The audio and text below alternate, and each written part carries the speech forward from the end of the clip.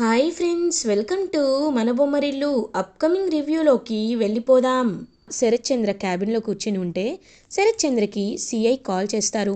Call చేసి ఇంకలా మాట్లాడుతూ ఉంటారనమాట. సార్, ఆ రోజు భూమి పూజలో మీ ఫ్యాక్టరీ ల్యాండ్లో ఒక అస్థిపంజరం స్కెల్టన్ దొరికింది. ఆ స్కెల్టన్ మీ వైఫ్ శోభాచంద్ర గారిదా అని మాకు డౌట్ వచ్చింది. ఆ డౌట్ని మేము క్లారిఫై చేసుకోవడానికే డిఎన్ఏ టెస్ట్ అనేది జరిపించాం. ఆ డిఎన్ఏ టెస్ట్ పాజిటివ్ అని వచ్చింది. అంటే ఆ స్కెలిటన్ ఎవరిదో కాదు, శోభాచంద్ర గారిదే. ఖచ్చితంగా అది యాక్సిడెంట్ అయితే కాదు, అది ప్రీ ప్లాన్డ్ మర్డర్ సార్. ఆ మర్డర్ ఎవరు చేశారో ఇంకా పక్కా ప్రూఫ్తో మీ ముందుకు తీసుకొస్తాను అని సిఐ శంకర్ చెప్తారు. ఇంకా ఒక్కసారిగా అలా షాక్లో ఉండిపోతారనమాట శరత్చంద్ర. ఇంక భూమి ఆ రోజు చెప్పిన మాటల్ని గుర్తు చేసుకుంటారు. గుర్తు చేసుకొని, అంటే ఆ రోజు భూమి చెప్పింది నిజమేనన్నమాట. కరెక్ట్గా అప్పుడే అపూర్వ శరత్చంద్ర దగ్గరికి వస్తుంది. బావా, ఆ భూమి ఏం చేసిందో తెలుసా అననేలోపు, తనేం చేసిందో పక్కన పెట్టు, ముందు నువ్వేం చేశావో చెప్ప అపూర్వ అని అంటారు. ఒక్కసారిగా ఇంకా అలా షాక్లో ఉండిపోతుంది అపూర్వ. ఏమైంది బావా, నేనేం చేశాను అని అడుగుతుంది. భూమి విషయంలో అపూర్వ, ఏం చేశావా, ఇప్పుడే నాకు సిఐ శంకర్ కాల్ చేశారు. ఆ రోజు అస్థిపంజరం దొరికింది, ఆ స్కెలిటన్ ఎవరిదో కాదు శోభాచంద్రదే అని చెప్పారు. అంటే శోభాచంద్రది ప్రీ ప్లాన్డ్ మర్డర్ అనే విషయాన్ని తను తెలుసుకున్నారు. అప్పుడు భూమి కూడా చెప్పింది ఇదంతా ప్రీ ప్లాన్డ్ మర్డర్ అని.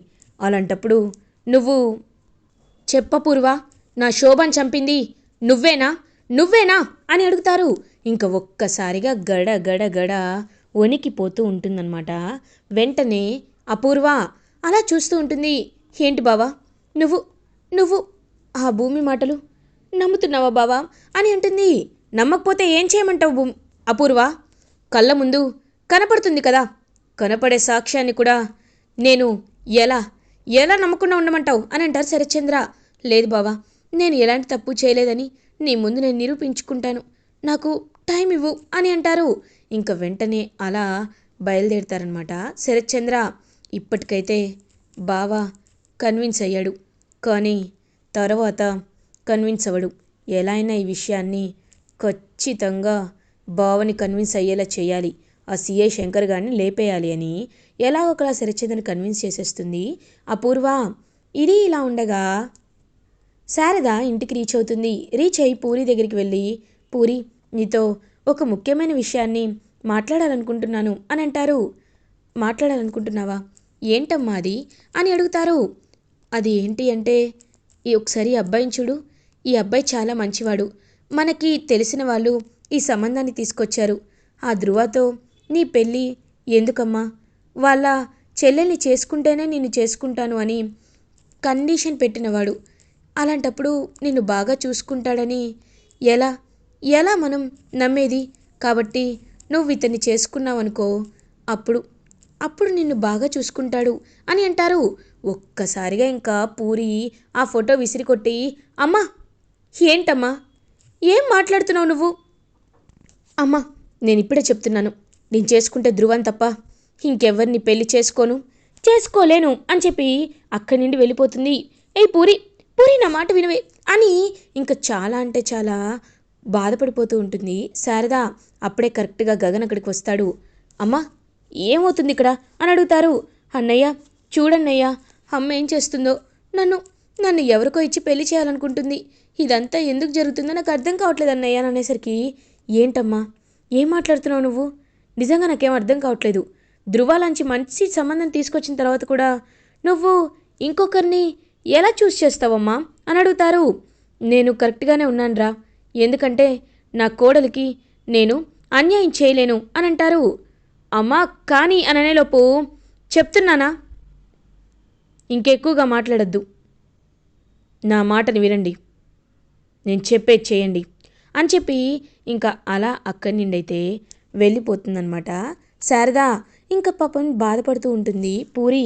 ఇంక వెంటనే అయినా అమ్మకి ఇలాంటి ఆలోచన రావడం ఏంటి, అమ్మతో నేను మాట్లాడతాను పూరి, నువ్వేం కంగారు పడద్దు అని అంటారు గగన్. ఇంకప్పుడే పూరి మాత్రం, లేదు, అమ్మ ఈ మధ్య మారిపోయింది, అంతా అదిగో ఆ కృష్ణప్రసాద్ వాళ్ళ దయ వల్లే, వాళ్ళ వల్లే ఇదంతా జరుగుతుంది అని చెప్పి ఇంకా అలా ఆలోచిస్తూ ఉంటుందన్నమాట. వెంటనే ఇంకా గగన్ ఆలోచనలో పడతాడు. శారద అలా చూస్తూ ఉంటుంది. పూరి మాత్రం వెంటనే ఇంకా తన రూమ్లోకి వెళ్ళి ధ్రువకి కాల్ చేస్తుంది. కాల్ చేసి, హలో ధ్రువ గారు, నేను మిమ్మల్ని ఒకసారి కలవాలి అని అంటుంది. ఏంటి ఈ టైంలోనా అని అంటారు. అవును, ఈ టైంలోనే. ఎందుకంటే నేను అర్జెంటుగా కలవాలి, లేకపోతే నా ప్రాణం పోతున్నట్టు అనిపిస్తుంది అని అంటారు. అలాంటిదేమీ లేదు, నేను ఇప్పుడే వస్తున్నానని చెప్పి ఇంక బయలుదేరుతూ ఉంటారు. ఎక్కడికన్నయ్య అని అడుగుతారు. "ఆ, ఏం లేదమ్మా, ఇప్పుడే వస్తానని చెప్పి ఇంకలా ధ్రువ అయితే పూరిని ఒక ప్లేస్లో మీట్ అవుతారు. నాకు నాకు చాలా భయంగా ఉంది. మా అమ్మ మనం ఇప్పుడే పెళ్లి చేసుకుందాం, లేకపోతే మా అమ్మ మీకిచ్చి పెళ్లి చేయదు అని అంటారు. ఒక్కసారిగా షాక్లో ఉండిపోతారనమాట ధ్రువ. ఏం మాట్లాడుతున్నావు పూరి నువ్వు? అయినా ఇప్పుడు పెళ్లి చేసుకోవడం ఏంటి అని అంటారు. అవును, మీరు లేకపోతే నేను చచ్చిపోతాను.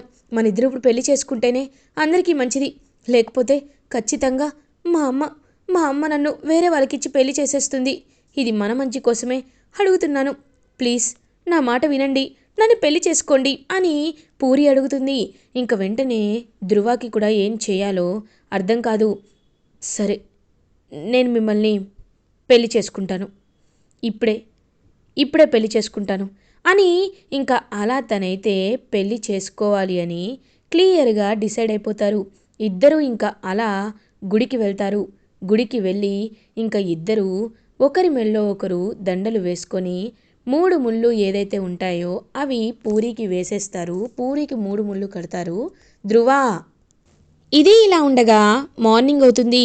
భూమి అటు ఇటు తిరుగుతూ ఆలోచిస్తూ ఉంటే శరత్ చంద్ర భూమి దగ్గరికి వచ్చి భూమి తలపై చేయి వేసి నిమురుతూ ఉంటారు. పాపం అలా భూమి అయితే చూస్తూ ఉంటుందన్నమాట శరత్ చంద్ర వైపు. నాన్న, ఏమైంది, ఎందుకు అలా ఉన్నారు అని అడుగుతారు. ఏం లేదమ్మా భూమి, నువ్వు చెప్పేది నువ్వు అపార్థం చేసుకొని చెప్తున్నావా లేకపోతే కాదా అనే విషయాలు నాకు తెలీదు, కానీ మీ అమ్మని ఎవరో బలవంతంగా చంపేశారని తెలిసినప్పటి నుండి నా రక్తం మరిగిపోతుంది. ఖచ్చితంగా వాళ్ళెవరో సిఐ శంకర్ 2 రోజుల్లో చెప్తానన్నాడు. అది తెలిస్తే వాళ్ళు అయిపోయారు నా చేతిలో అని చెప్పి ఇంకా అలా శరత్చంద్ర కోపంతో ఊగిపోతూ ఉంటే చాలా హ్యాపీగా ఫీల్ అవుతుంది భూమి. ఇది ఇలా ఉండగా శారద పరిగెత్తుకుంటూ గగన్ దగ్గరికి వస్తుంది. రే గగన్, నీకు నీకు ఒక ముఖ్యమైన విషయం చెప్పాలరా, మన పూరి కనిపించట్లేదురా అని అంటారు. అమ్మా, ఏం మాట్లాడుతున్నావు? పూరి కనిపించకపోవడం ఏంటి? ఏమైంది పూరికి అని అడుగుతారు. నాన్న, నాకు అదే అర్థం కావట్లేదురా, పూరి ఎక్కడికి వెళ్ళిందో, ఫోన్ చేస్తున్నా లిఫ్ట్ చేయడం లేదు, నాకు భయంగా ఉందిరా అని అంటారు. అమ్మ నువ్వేం కంగారు పడద్దు, నేనున్నాను కదా, నేను వెళ్ళి వెతుకుతాను ఒక నిమిషం అని చెప్పి ఇంకా అలా వెంటనే బయలుదేరబోతుంటే అప్పుడే వాళ్ళ ఇంటి ముందుకి ఒక కార్ వచ్చి ఆగుతుంది. ఆ కార్ నుండి ధ్రువ అండ్ పూరి ఇద్దరూ పెళ్లి చేసుకొని కిందకి దిగి వస్తూ ఉంటారు. వాళ్ళని చూసి ఒక్కసారిగా షాక్లో ఉండిపోతారు గగన్, శారద. ఇంకలా పూరి శారద ముందు పొగరుగా వచ్చి నించుంటుంది. నించుని, అమ్మా, నాకు వేరే వాళ్ళకిచ్చి పెళ్లి చేస్తానన్నావు కదా, చూడు, నేను ధ్రువానే పెళ్లి చేసుకున్నాను. నాకు ధ్రువ అంటేనే ఇష్టం, ప్రాణం, కాబట్టి నేను ధ్రువానే కోరుకున్నాను, ధ్రువానే పెళ్లి చేసుకున్నాను, అర్థమైందా అని ఇంకా అలా అక్కడి నుండి అయితే లోపలికి వస్తూ ఉంటే ఒక్కసారిగా ఇంకా ధ్రువ చూస్తూ ఉంటారు. మీరు ఏమీ కంగారు పడకండి, నేను మంచివాణ్ణి కాబట్టి మీ చెల్లెలి మెల్లో తాళి కట్టాను, కానీ మీరు ఖచ్చితంగా నా నా చెల్లెలి మెల్లో తాళి కట్టాలి అని నేను కోరుకుంటున్నాను. ఒకవేళ తాళి కట్టకపోతే మాత్రం ఏం జరుగుతుందో నేను చెప్పలేను, మీరే అన్నీ తెలుసుకోవాలి అని చెప్పి ఇంకా అలా అక్కడి నుండి అయితే లోపలికి వస్తారు. అదంతా చూస్తూ ఉంటాడు గగన్. పూరి, అన్నయ్య, నేనేమైనా తప్పు చేశానా అని అడుగుతుంది. లేదు, నువ్వు ఎలాంటి తప్పు చేయలేదు, నువ్వు మంచే చేసావు అని ఇంకా అలా పూరిని లోపలికి తీసుకొస్తాడు పాపం గగన్. ఇది ఇలా ఉండగా తార గగన్ వాళ్ళ ఇంటికి రీచ్ అవుతుంది. రీచ్ అయ్యి, ఏంటి అన్నయ్య, నువ్వు పెళ్లి చేసుకున్నావా, ఈ విషయాన్ని నాకెందుకు చెప్పలేదన్నయ్య అని అడుగుతారు. ఎందుకు అంటే సడన్గా చేసుకోవాల్సి వచ్చిందమ్మా, ఏం చేస్తాను చెప్పు అని అంటారు. అన్నయ్య, కానీ నువ్వొకటి మర్చిపోతున్నావు, హో, ఓ గగన్ నా మెళ్ళో తాలి కట్టకపోతే ఈలోపు భూమి విడాకులు ఇవ్వకపోతే అని అంటారు. ఏముందమ్మా, గగన్కి పుండుపై కారం చెల్లినట్టు ఈ పూరిని టార్చర్ పెట్టడమే అని అంటారు ధ్రువ. ఒక్కసారిగా తార అలా చూస్తూ ఉంటుంది. అన్నయ్య అని అంటుంది. అవునమ్మా, నాకు నీకంటే ఎవ్వరు ఎక్కువ కాదు, కాబట్టి నిన్ను ఖచ్చితంగా బాధ పెట్టకుండా చూసుకోవాలని నేను కోరుకుంటున్నాను. గగన్ నిన్ను పెళ్లి చేసుకోకపోతే నేను ఆ పూరిని అర్ధాంతరంగా వదిలేస్తాను. అప్పుడు ఖచ్చితంగా పూరి ఒంటరిగా పెళ్ళి అయిపోయిన భర్త వదిలేసిన అమ్మాయిగా నిలిచిపోతుంది. అదే కదా గగన్కి అవమానం అని అంటారు. ఇంకా ఒక్కసారిగా తార నవ్వుతూ ఉంటుంది. వావ్, నిజంగా నీలాంటి నీలాంటి ఒక అన్నయ్య ఉండడం నా అదృష్టం అన్నయ్య అని చెప్పి ఇంకా అలా హ్యాపీగా ఫీల్ అవుతుందన్నమాట తనైతే తార. ఇంకప్పుడే అదంతా దొంగచాటుగా వినేస్తుంది పూరి. విని ఒక్కసారిగా షాక్లో ఉండిపోతుంది. ఎందుకంటే ఇంక పూరికి షాక్ అయిపోతుందన్నమాట. అంటే నన్ను వదిలేద్దామని అనుకుంటున్నారన్నమాట. ఇది ఇది నేను ఎంతో ఎంతో తప్పు చేశాను. ఈ తప్పుని నేను ఎలా సరిదిద్దుకోవాలి? ఛా అని ఎంత స్వార్థపరుడో, తన చెల్లెల కోసమే తను పెళ్లి చేసుకున్నాడు, కానీ తనపై ప్రేమతో కాదు అనే విషయాన్ని తెలుసుకొని చాలా అంటే చాలా ఇరిటేటింగ్గా ఫీల్ అవుతూ వెక్కి వెక్కి ఏడుస్తూ ఉంటుంది పూరి. ఈ విషయాన్ని అన్నయ్యతో చెప్పకూడదు, చెప్తే ఖచ్చితంగా అన్నయ్య వాణ్ణి చంపేస్తాడు అని చెప్పి ఇంకా అలా అక్కడి నుండైతే వెళ్ళిపోతుంది సైలెంట్గా పూరి. ఇది ఇలా ఉండగా శరత్చంద్ర ఇంటికి సిఐ వస్తారు.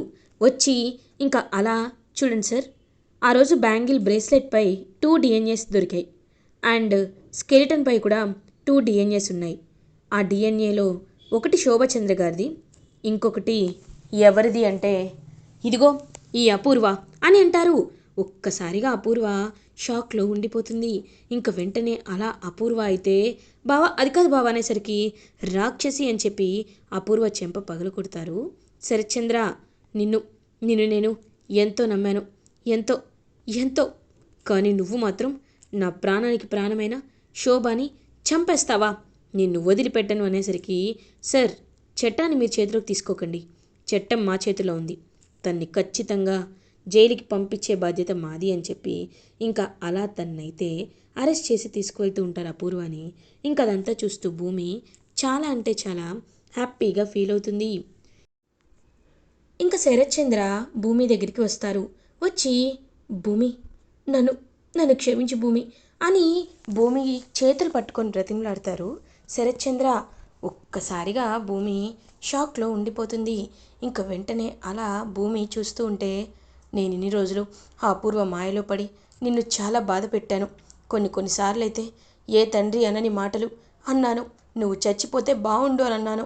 ఆ మాటలకి ఇప్పుడు ఇప్పుడు నేను సిగ్గుపడుతున్నాను అని ఇంక బ్రతిమలాడుతూ ఉంటారు.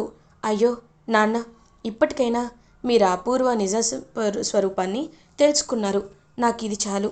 అయినా మీరేం బాధపడకండి నాన్న అని అంటుంది. లేదమ్మా, నీ జీవితాన్ని నేను నాశనం చేశాను, కాబట్టి నా చేతులతోనే నీ జీవితాన్ని నేను నేను కలుపుతాను అని శరత్చంద్ర ఇంకలా గగన్ ఇంటికి భూమిని తీసుకువెళ్తారు. ఇది ఇలా ఉండగా గగన్ బ్రేకింగ్ న్యూస్లో టీవీలో అపూర్వ అరెస్ట్ అయ్యింది అనే విషయాన్ని తెలుసుకుంటారు. తెలుసుకొని ఒక్కసారిగా షాక్ అయిపోతారు.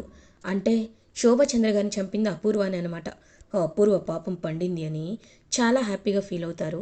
అలా ఇంకా గగన్. సో గగన్ అంత హ్యాపీగా ఫీల్ అయిన తర్వాత తలుపు కొట్టే సౌండ్ వినపడుతుంది. ఎవరా అని వెళ్ళి చూసేసరికి అక్కడ శరత్చంద్ర భూమితో సహా ఉంటారు. ఒక్కసారిగా గగన్ షాక్ అవుతారు. ఏంటి నా ఇంటికి వచ్చారు అని అడుగుతారు. చూడు గగన్, ఇన్ని రోజులు భూమి నీకు దూరంగా ఉందంటే అది ఆ అపూర్వ చేసిన కుట్ర, అంతేకాని కావాలని కాదు. నా మాట విను. భూమి నీ భార్య.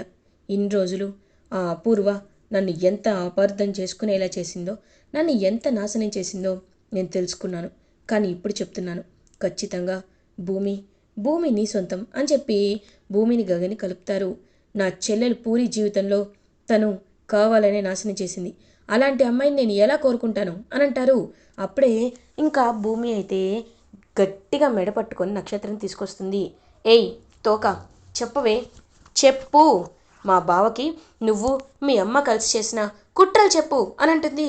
ఇంక వెంటనే నక్షత్ర బాగా అప్పటికే దెబ్బలు తినేసరికి కావాలనే ఇదంతా జరిగింది గగన్ బావ అని వీడియో చూపిస్తుంది. ఒక్కసారిగా ఇంకా అలా షాక్లో ఉండిపోతారనమాట. వెంటనే గగన్ అంటే ఇదంతా కావాలని జరగలేదన్నమాట, ఇదంతా ఆ అపూర్వ చేసిన కుట్ర అన్నమాట అని చెప్పి పాపం అలా గగన్ భూమిని హక్ చేసుకుంటారు. గగన్ భూమి ఇద్దరు ఇంకా కలిసిపోతారు. అదంతా చూసి చాలా అంటే చాలా ఇరిటేటింగ్గా ఫీల్ అవుతారు. తారా నా నా అన్నయ్యని తను తెలివిగా పెళ్లి చేసుకుంది, కానీ నేను మాత్రం ఖచ్చితంగా మా అన్నయ్య ఇంట్లోనే ఉంటాను కాబట్టి టార్చర్ పెడుతూనే ఉంటాను పూరిని అని గట్టిగా ఫిక్స్ అయిపోతుంది తారా. ఇలా ఎపిసోడ్ ఎండ్ అవుతుంది. ఫర్దర్ ఎపిసోడ్ రివ్యూస్ ముందుగా మీకు కావాలి అనుకుంటే మా ఛానల్ని సబ్స్క్రైబ్ చేసుకోండి. Thanks for watching.